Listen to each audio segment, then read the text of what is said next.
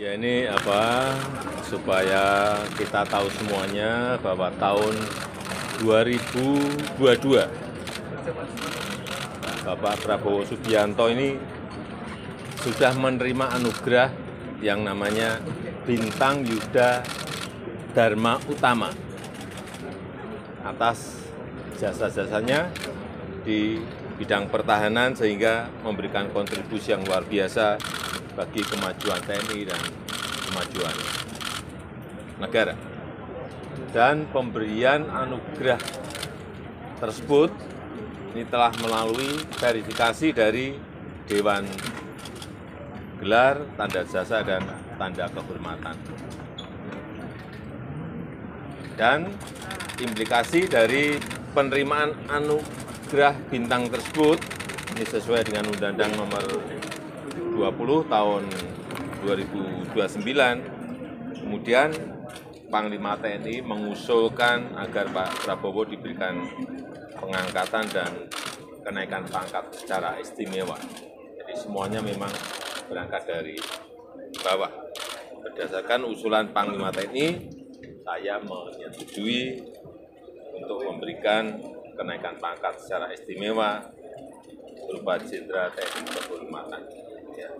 Terima kasih Bapak. Pak, mungkin nanti kan ada pro dan kontra di kalangan publik Pak.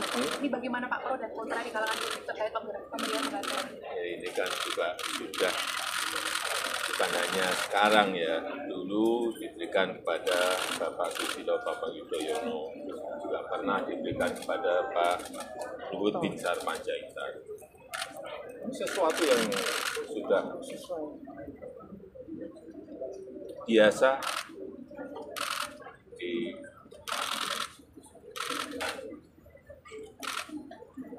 TNI maupun di Polri.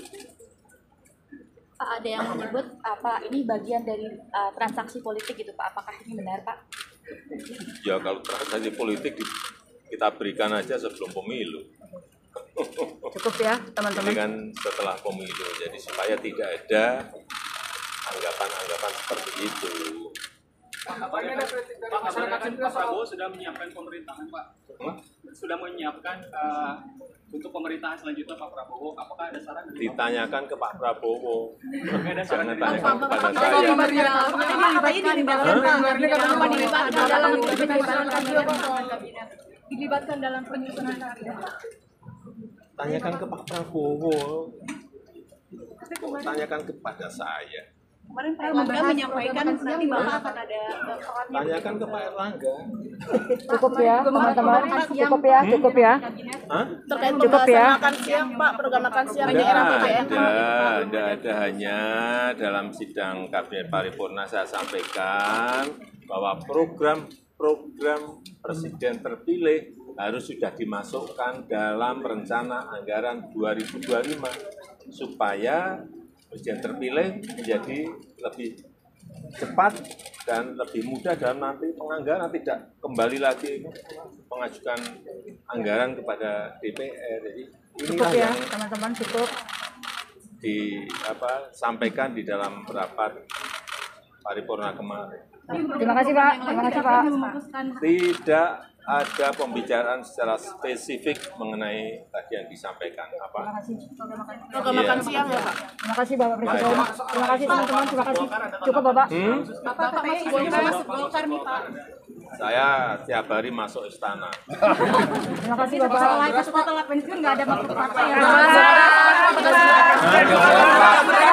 Pak, harga beras masih naik Pak, walaupun sudah ada di Coba dicek, jangan menginformasikan seperti itu deh. Coba dicek di Pasar Induk Cipinang.